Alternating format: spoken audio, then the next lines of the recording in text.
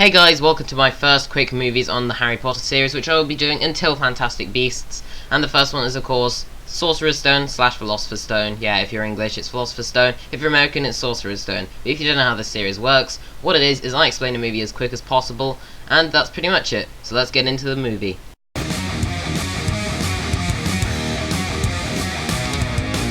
So we start off with Dumbledore bringing the orphan baby Harry to his uncle and aunts. However, surprise surprise, 11 years later they do not like him much, especially since he gets a letter which invites him to Hogwarts School of Witchcraft and Wizardry. However, they don't let Harry see it because they fear what he is. So they take him to a remote place and a big hairy giant breaks down the door and tells Harry that he is in fact a wizard. So he beats the Dursleys and takes Harry with him to Diagon Alley, which is like wizarding shopping place. They go to a vault and take a load of money from Harry's parents. They go and get a wand, get an owl, and all that stuff for Hogwarts. Next they go to platform 9 3/4, where Hagrid leaves Harry. Great. However, luckily a family of gingers known as the Weasleys tell Harry he can go through the wall, and it will allow them to go for platform 9 3/4. So he goes on the Hogwarts Express, taking him to Hogwarts. He makes friends with one of the Weasleys, Ron, who's his age, and also Hermione, who's a know-it-all. He also meets Draco Malfoy, who's a bully, and Neville, who's just clumsy. And they all head off to Hogwarts, where they're sorted into houses. Harry, Ron, Hermione, and Neville all go into Gryffindor. However, Malfoy goes into Slytherin. When the hat is placed on Harry's head, he first says Harry should go in Slytherin. However, Harry tells the hat to in fact put him in Gryffindor, so Harry is put in Gryffindor. Going through lessons, Snape and Malfoy seem to team up on Harry, as they don't like Harry. As well as Harry and Ron aren't doing too well in schoolwork. Then they have a flying lesson. And in said flying lesson, Harry goes on his broom without being asked. And luckily, however, he manages to catch something and gets a place on the Quidditch team. It's like a brutal version of football, which is way more confusing and is also on flying broomsticks. Okay. They then learn a flying spell from their charms teacher. However, unfortunately, a troll turns out to be in the dungeon, so Ron uses it to hit the troll in the head. Great. They also discover that there's a weird 3-headed dog in a room. That's random.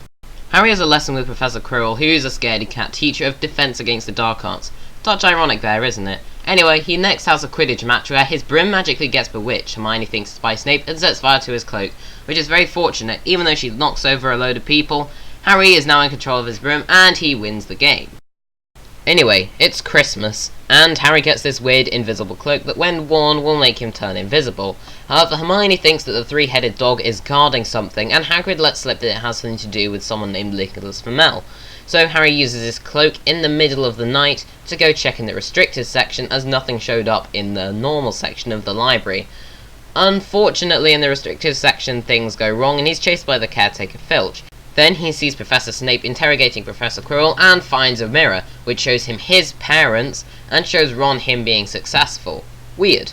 However, Harry keeps on going here again and again and again until Dumbledore shows up. He says that it's the mirror showing your desires and nothing else, so he takes the mirror from Harry and puts it elsewhere. Harry, Ron and Hermione become good friends and meet with Hagrid, who now has a dragon named Norbert. However, it's weird because the way he got the egg was from someone who was very interested in Fluffy the 3-headed dog and how to get past them. They think that this man is probably Snape. However, unfortunately, Malfoy watches in and reports them to Professor McGonagall. Unfortunately, he doesn't think it through, as now the 4 of them have a detention. However, the 4's detention isn't an ideal one, as they're taken into the forest with Hagrid, looking for what's been killing dead unicorns. Unfortunately, it's not what they expected. It's Voldemort's ghost, aka the person that killed Harry's parents, and in fact it's the man that gave Harry his scar.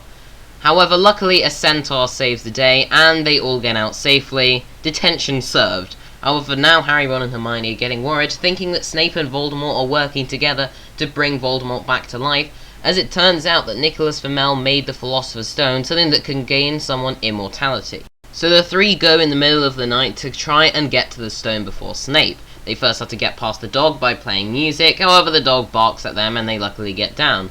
Next, their obstacle is vines. Hermione, being the genius she is, breaks through the vines and they all escape safely. Next is a keys thing, in which Harry gets on a broom, steals a key and opens the door, and then they play a bad game of chess. They in the end win the game, however that leads to Ron sacrificing himself and getting knocked out. Harry then tells Hermione to take Ron to the medical wing, as Harry goes alone into the room.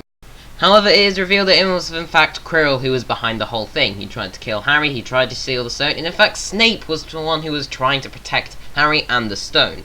However, speaking of split personalities, it's revealed that Voldemort is on the other side of Quirrell's head, and God, it's creepy. However, they still can't look through a mirror and get the stone. However, fortunately, Harry can, and he kills Quirrell with his bare hands, leaving Voldemort to escape, however knocks Harry unconscious.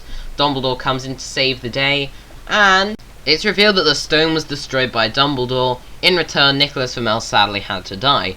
However, it was for the greater good, and now Voldemort has escaped even though Quirrell is dead. Anyway, it's nearing the end of the year, and Gryffindor's last. However, because of Harry, Ron, and Hermione's points, they end up beating Slytherin, which is Draco Malfoy's house, and they win the House Cup. They then leave, and that's it for the year.